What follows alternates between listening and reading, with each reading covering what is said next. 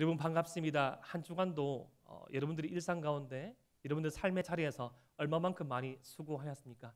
잘 나오셨습니다. 특별히 주일학교 또 이번 주에는 오늘은 또 고등부 수련회가 있었고 또 다음 주는 또 중등부 수련회가 있고 또 매주마다 각 주일학교에서 교사로서 최선을 다해서 섬기고 계시는 여러분들 청년들 우리 사랑하는 집사님들에게 주님의 위로와 주님의 격려가 있기를 주님으로 축복하며 우리 일상 가운데 있다가 이렇게 예배에 자리에 우리 모든 청년들과 성도들을 주님의 이름으로 환영합니다. 우리가 계속적으로 아브라함의 여정, 믿음의 여정이라는 소주제 안에서 아브라함에 관한 말씀을 살펴보고 있습니다. 아브라함의 삶을 자세히 살펴보면 그의 삶을 관통하고 그의 삶을 요약할 수 있는 세 가지 정도의 키워드가 있는 것 같습니다. 그것은 바로 약속, 기다림, 과정입니다. 하나님께서 그의 삶 가운데 말씀으로 나타나셔서 그의 삶 가운데 말씀하셔서 그가 복이 될 것이라는 약속을 하셨고 그 약속이 이루어지기까지 그 약속들을 기다리는 과정들 가운데 아브라함이 있었습니다. 그런데 다만 이것은 아브라함의 삶에만 있는 것이 아니라 하나님의 백성인 저와 여러분들의 삶 가운데도 이러한 약속, 기다림, 과정에 이러한 요소들이 있는 것 같습니다. 우리는 끊임없이 하나님의 약속의 말씀을 듣고 하나님의 약속의 말씀을 받고 하나님의 약속의 찬양을 드리며 소망하고 희망합니다. 하나님께서 우리에게 주신 비전, 하나님께서 내게 가끔씩은 내게 때로는 아주 구체적으로 말씀하시고 때로는 막연히 말씀하시고 나에게 보여주시고 들려주시고 비춰주시는 그 사명을 따른 그 약속을 따른 그 모습들의 여정 가운데 우리는 어느 한 지점 가운데 있는 것 같습니다. 그런데 우리가 생각해 봐야 할 것이 있습니다. 지금 이 아브라함의 생애 가운데 지금 저와 여러분들의 삶 가운데 누가 그 약속을 실현할 수 있는가? 누가 그 약속을 주고 있는가?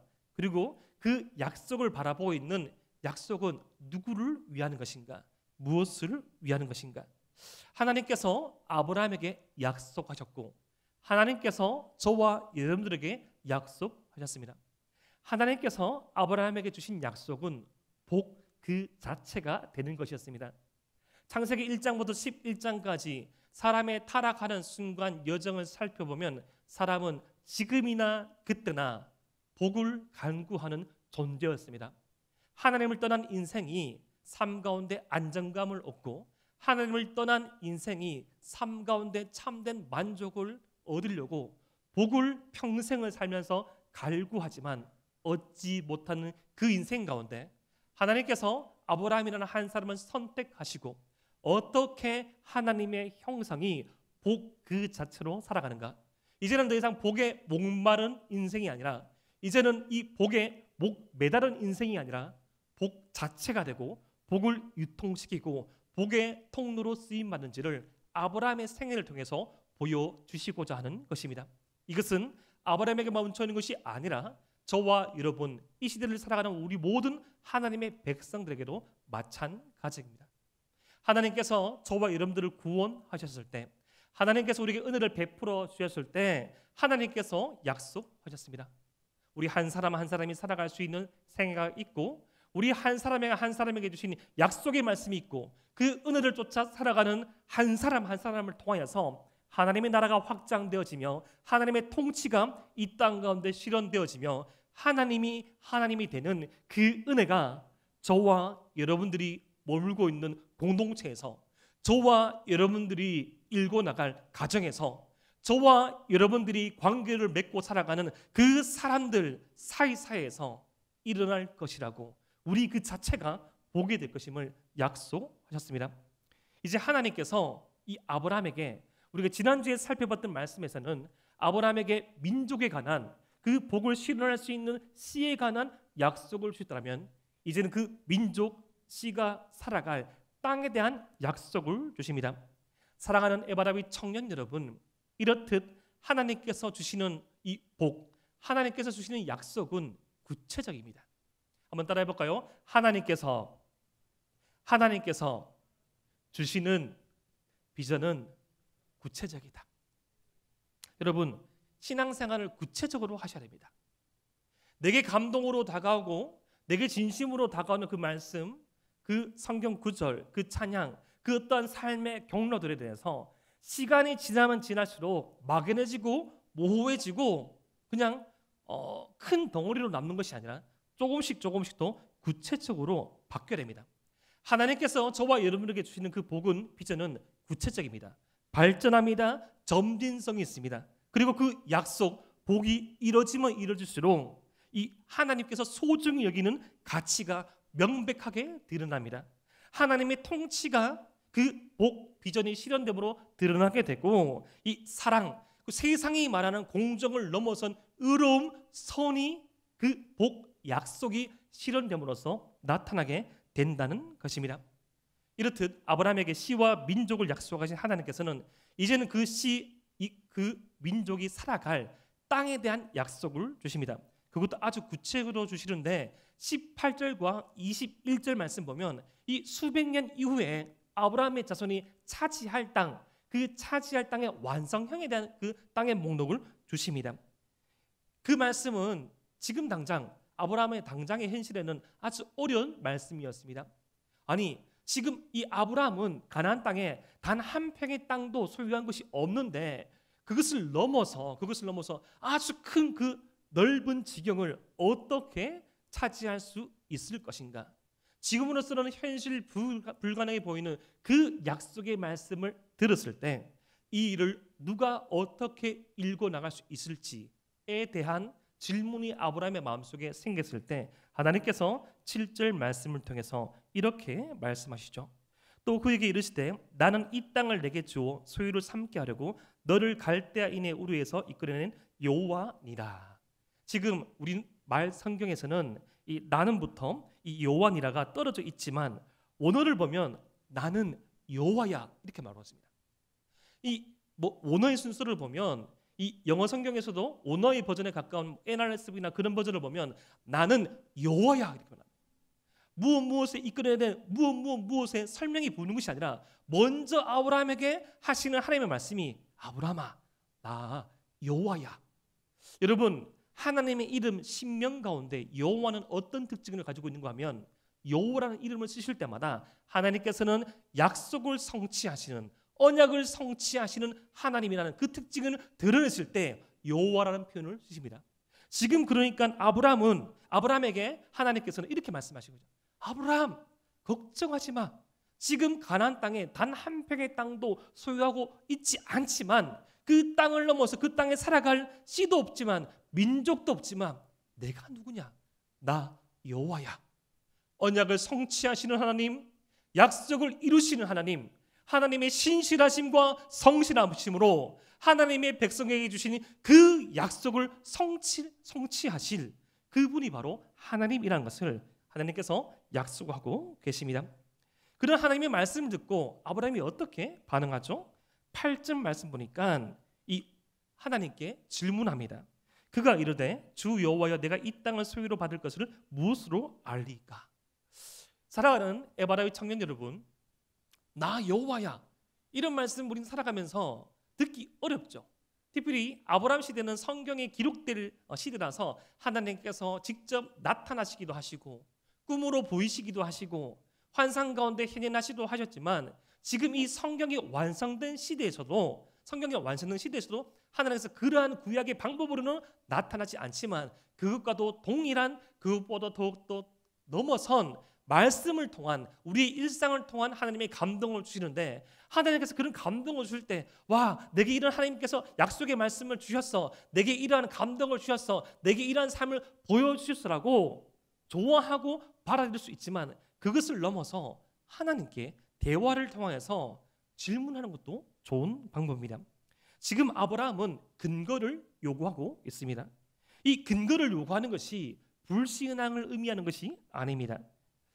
여러분 하나님께 되물을 수 있다는 거, 하나님께 되물음으로써 하나님께서 어떻게 그 일을 성취하실 것에 대해서 지금 묻는 아브라함의 그 근거는 이 신뢰하지 못함이 아니라 하나님의 그 약속의 말씀이 자신의 삶, 자신의 후손의 삶을 통해서 이루어지기를 원하는 절박함이죠. 사랑하는 에바라의 청년 여러분, 무엇이 삶의 차이를 나타냅니까? 절박함이 그 기준 중에 하나 아닙니까? 누가 발버둥칩니까? 누가 구체적으로 자신의 삶을 준비하고 자신의 신앙을 돌아보며 어제와 다른 오늘, 오늘과 다른 내일을 꿈꾸며 한 발짝 한 발짝 걸어갑니까? 바로 절박함이 있는 인생이지요. 지금 아브라함에게는 가나안 땅을 소유하는 것이 쉬운 일이 아니고 너무나도 힘든 이 순간이기에 자식 한 명도 없고 소유한 땅 한 평도 없지만 하나님의 약속을 신뢰함으로 그 약속이 자신의 삶과 자신의 후손의 삶 가운데 이루어지기를 소망하는 절박한 마음을 가지고 하나님께 질문하고 있는 것입니다. 약속이 구체화되는 과정 가운데 주님께 기도로 드리는 이 절박한 질문 중요합니다.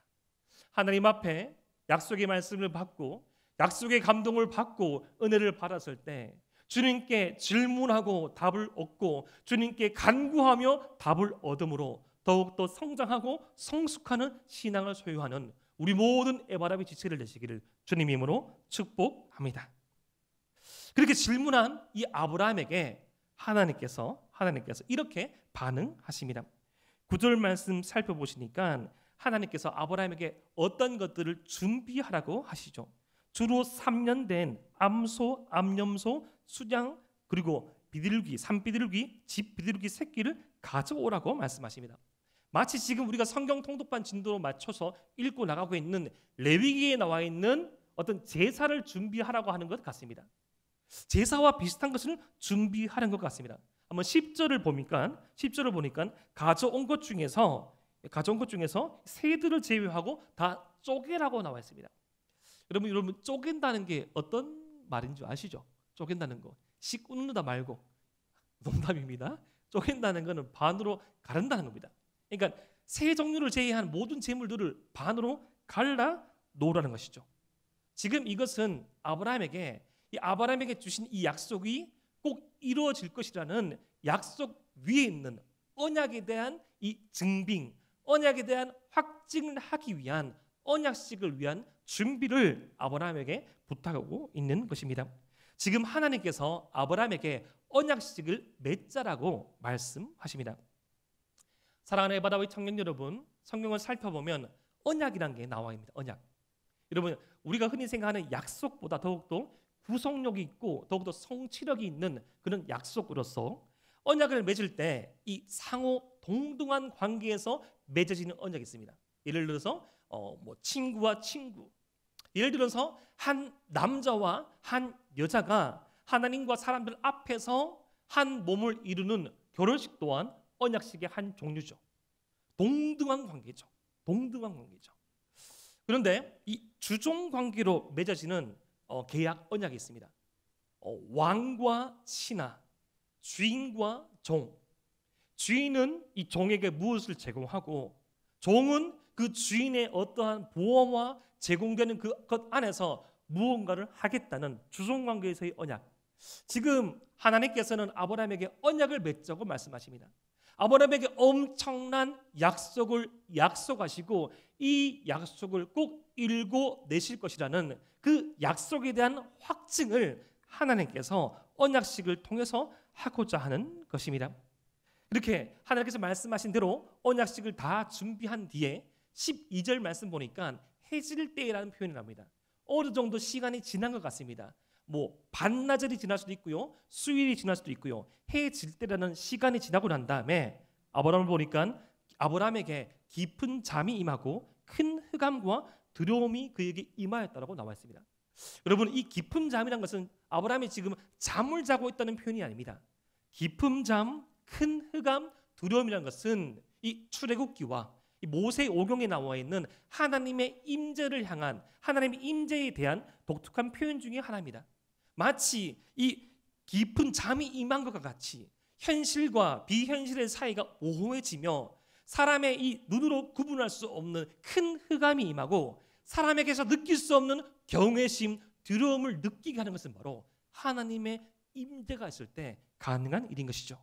시간이 흘렀고요, 하나님께서 임재하셔서 아브라함과 언약식을 맺고자 내려오셨습니다. 13절 말씀, 창세기 15장 13절 말씀을 우리 함께 한번 읽어볼까요? 시작. 여호와께서 아브라함에게 이르시되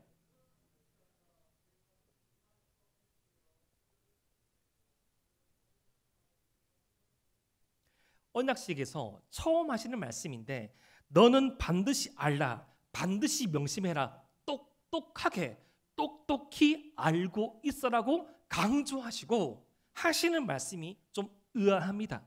지금 아브라함에게 대한 어떤 약속을 하신 것이 아니라 아브라함의 이 자손들이 먼 훗날 이 이방인들의 땅 가운데 객이 되어서 그들을 섬기고 노예로 살아가겠고 400년 동안 이 괴롭힘을 당할 것이라고 이 출애굽기 초반에 나와 있는 이스라엘의 역사를 하나님께서 예언하고 계십니다.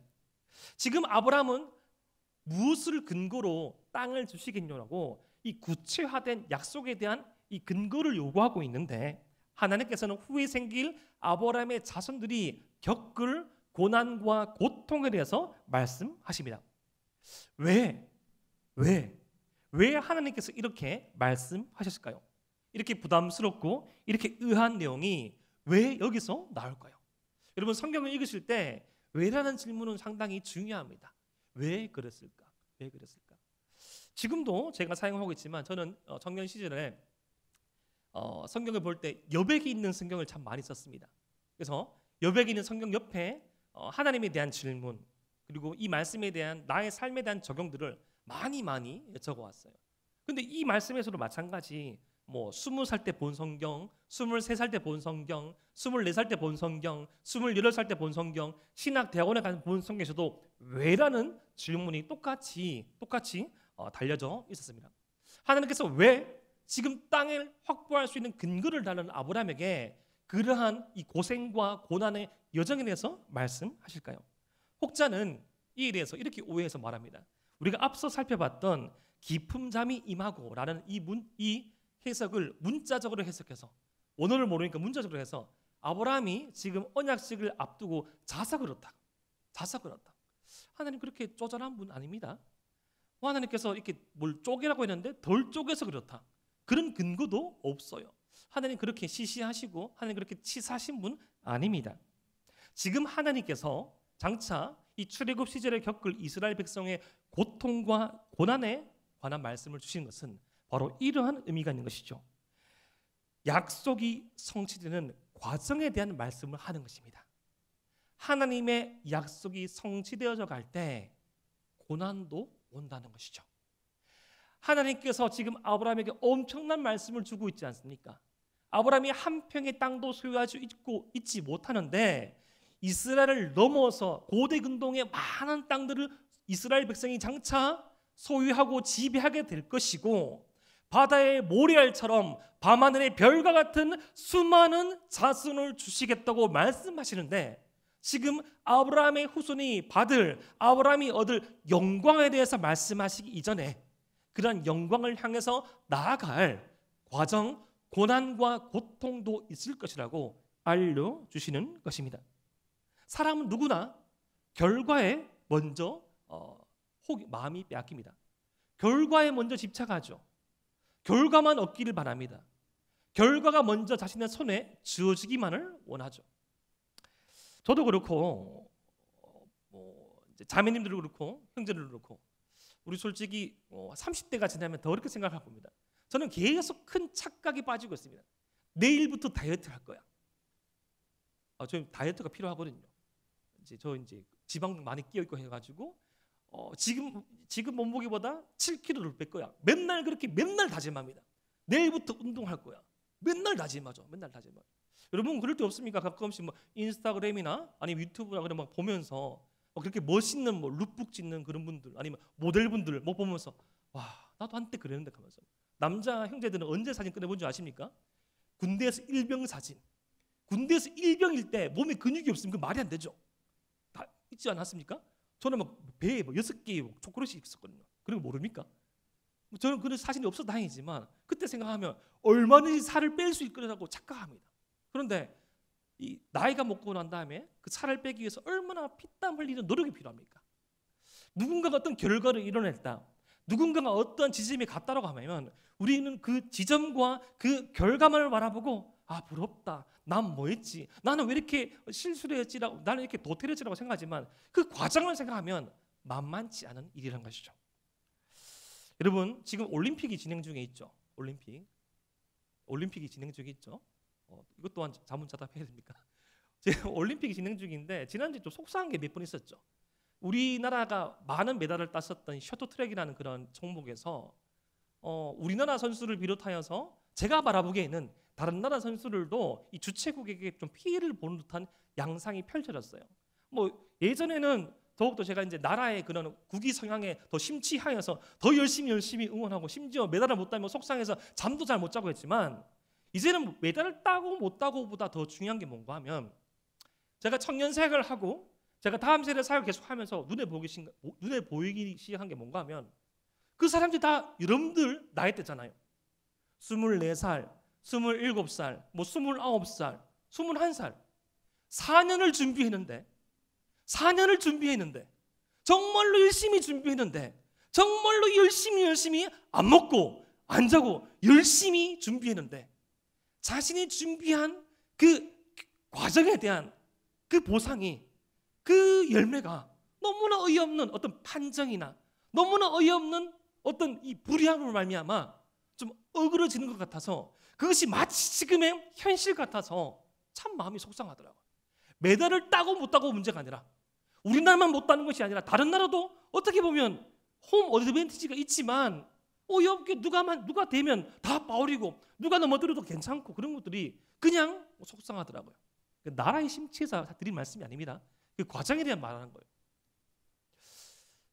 지금 하나님께서는 이 아브라함에게 과정에 대해서 설명해 주신 것이죠.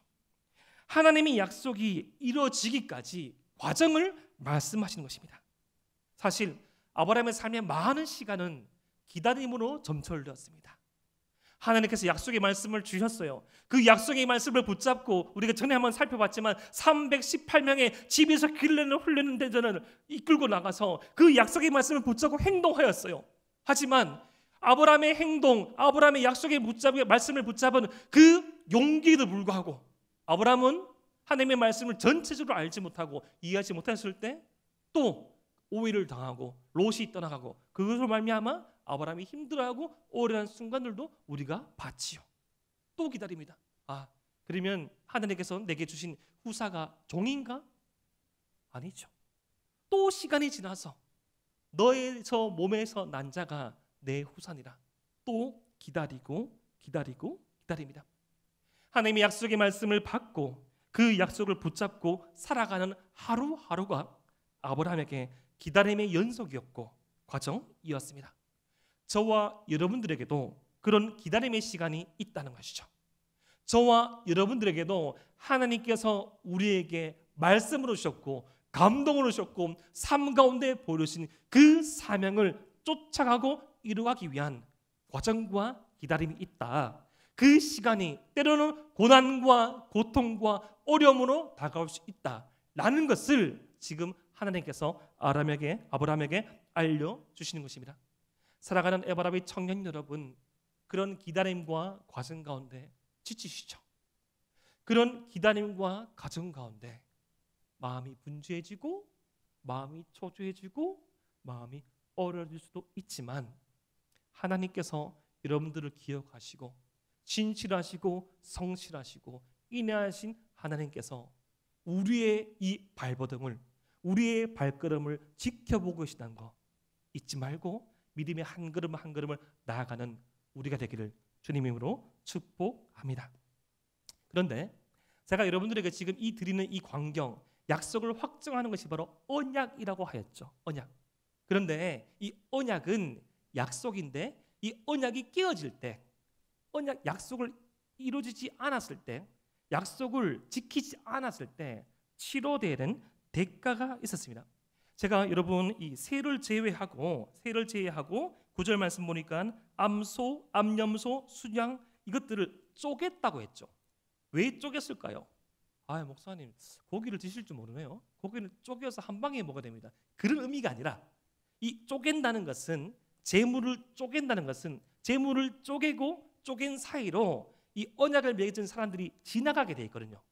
이게 어떤 의미가 있는가 하면 쪼개어진 재물처럼 두 명 중에 그 누구라도 이 언약, 약속을 지키지 아니하면 쪼개어진 재물처럼 죽음으로 책임을 지겠다는 약속의 의미가 있다는 것입니다. 지금 그러니까 아브라함과 하나님께서 이 염소와 양과 소를 통하여서 이 쪼개어서 이것을 언약을 맺고 있는데, 우리는 다시금 이 쪼개어진 이 재물 사이에 누가 지나가고 있는가를 한번 살펴보길 원합니다. 우리 창세기 15장 17절 말씀 함께 한번 읽어볼까요? 창세기 15장 17절 말씀입니다. 시작. 해가 져서 어두울 때에 연기 나는 화로가 보이며 타는 횃불이 쪼갠 고기 사이로 지나가더라. 아멘. 여기서 연기 나는 화로 같은 것, 타는 횃불, 이것은 바로 하나님의 임재에 대한 설명입니다. 불 가운데 임하시는 하나님, 천둥과 번개 가운데 임하시는 하나님. 여러분, 하나님을 우리가 눈으로 볼 수 없으니까 하나님께서 자신의 임재를 보이시기 위해서 불과 같은 모습을 보여주신 것이죠. 그래서 이 거룩하신 하나님의 임재 가운데 사람이 침범하지 않도록.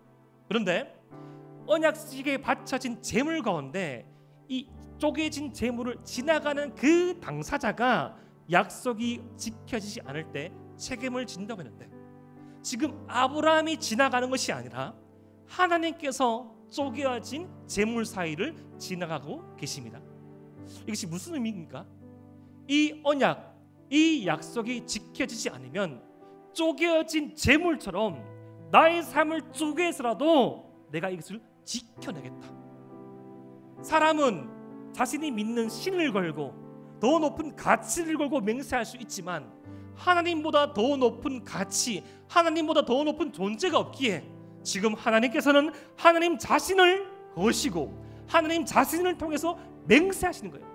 아브라함아, 나 여호와야. 아브라함아, 나 하나님이야. 내가 너에게 준 그 민족에 대한 약속, 내가 너에게 준 그 민족이 살아갈 땅에 대한 약속, 내 몸을 찢어서라도 반드시 기필코 일궈낼 거야. 여러분, 지금 아브라함에게 주신 이 약속을 계속 살펴보면 하나님께서 받으시는 유익은 없습니다. 하나님께서 받을 유익은 없고 그 복을 받을 아브라함에 대한 유익만 가득한데, 그 복이 이루어지지 않을 때 대한 책임도 하나님께서 지시겠다는 겁니다. 비합리적인 사랑이죠. 이것은 합리적이지 않습니다. 누군가가 우리에게 먼저 다가와서 구원의 손길을 내밀고 은혜의 손길을 내밀고 어둠과 방황과 괴로움과 고통과 외로움과 눈물과 어려움과 환난 가운데 있는 우리 가운데 손을 내밀어주고 더 나은 삶을 살게 하겠다. 어떤 주종관계가 아니라 목자와 양의 관계로, 친구와 친구의 관계로, 아버지와 아들의 관계로, 왕과 신하의 관계로, 왕과 왕자와 공주의 관계로 나를 대신할 하나님의 사람들로서 이 땅을 치유하고 회복하고 통치할 수 있는 권리를, 통치할 수 있는 능력을 주겠다. 이 일이 이루어지지 않으면 너희가 책임지는 것이 아니라, 너희가 벌 받는 것이 아니라 내가 벌을 받겠다. 내 몸을 찢어서라도 이것을 반드시 이루어내겠다 라고 약속하시는 것입니다. 아브라함을 통해 주신 하나님의 백성이 복의 통로가 되는 이 약속의 말씀, 하나님께서 천지를 지으시고 아담과 하와에게 주신 하나님의 형상으로 이 땅을 다스릴 그 꿈이 아담과 하와의 범죄로 말미암아 어그러졌지만 아브라함 한 사람을 선택하시고 아브라함 이후에 성경의 구원 역사를 통하여서 그 구원의 문이 열려진 지점, 순간이 언제입니까? 바로 하나님의 아들의 몸을 찢은 십자가이죠. 하나님께서 창세기 이후의 말씀을 통하여서 하나님과 하나님의 백성 사이에 교제하고 닮아가고 그를 따를 수 있는 길들을 열어주셨지만, 그 구약의 제사의 그 길들이 사람들이 오해하고 오용함으로써 어그러지고 또다시 구원의 문이 닫히는 것처럼 보이는 그 지점, 영원한 제사, 완벽한 제물, 끝없는 헌신이 되신 하나님 아버지의 아들이신 예수님께서 이 땅 가운데 내려오셔서 단번에 한 번에 영원한 구원의 제사를 이뤄내 주셨습니다. 갈라디아서 3장 13절 말씀, 그리스도께서 우리를 위하여 저주를 받은 바 되사 율법의 저주에서 우리를 속량하셨으니 기록된 바 나무에 달린 자마다 저주 아래에 있는 자라 하였습니다. 하나님께서, 하나님의 아들께서 친히 그 나무에 달리사, 오늘 창세기 15장에 나와 있는 말씀에 의하면 쪼갠 고기가 되어서, 쪼갠 제물이 되어서, 그것이 지켜지지 않았던 인간의 수없는 역사를 주님께서 회개하시고 짊어지시고 그것을 주님 앞에 속죄함을 받아주심으로 저와 여러분들이 은혜를 누리고 있는 것입니다. 실패와 신수를 반복하고 연약하고 부족함 투성이인 우리가 어떻게 하나님께서 아브라함에게 약속하신, 어떻게 성경 전체를 통해서 약속하신 복의 사람으로 살아갈 수 있습니까? 바로 십자가 안에서 십자가로 나아가는 그 사람이 그러한 삶을 살아낼 수 있는 것이죠. 십자가 안에서 우리의 부족함과 죄인들을 발견하고 우리를 위하여 새로운 생명을 허락하시고 구원의 문을 여신 주님께로 나아가는 자, 그 십자가 위에 나타난 하나님의 은혜에 승복하여서 오 아버지 하나님, 나의 능력으로, 나의 성정으로, 나의 성격으로, 나의 기질로서는 이 복된 삶을 살아갈 수 없습니다. 하나님, 내 인생의 여백 가운데 주의 보혈로 채워 주시옵소서. 내 삶의 새로운 출발점이 십자가 아래가 되게 하여 주시옵소서. 하나님, 이제야 더욱더 의지합니다. 이제야 더욱더 인정합니다. 아버지 하나님, 십자가가 우리의 삶의 새로운 출발점이 되게 하여 주시옵소서. 바로 우리의 꿈이, 우리의 새로운 출발의 지점이 바로 십자가 아래서 있는 것입니다. 많이 두려우시죠? 많이 힘드시죠? 수주간을 정규들의 삶을 돌아보고 우리 교회 안에서, 우리 교회 밖에서 새로운 출발을 시작하는 청년들, 새로운 고민에 빠진 청년들, 이러한 저러한 어려움과 힘든 가운데 있는 청년들을 바라보면서 목사이지만 교육자지만 나 스스로도 완전한 답을 내리지 못하고 나 스스로도 충분한 사역을 못하는 이러한 부족한 저이지만 우리에게 소망이 있으면 바로 주님의 십자가가 있기 때문입니다. 세상 사람들이 보기에 가장 미련하고 가장 불완전한 모습인 십자가 아래로 나오므로 오 주님, 우리를 위하여서 새로운 출발의 길을 열어주신 주님, 새로운 구원의 문을 열어주신 주님, 자신의 몸을 찢어지기까지 약속을 성취하시는 그 하나님의 은혜에 의지합니다. 한 걸음도 나아갑니다. 그 약속을 구체화하고 그 약속을 점진적으로 실현해갈 수 있는 용기를, 지혜를 우리에게 허락하여 주시옵소서. 라는 마음으로 살아가는 저와 여러분 되시기를 주님의 이름으로 축복합니다.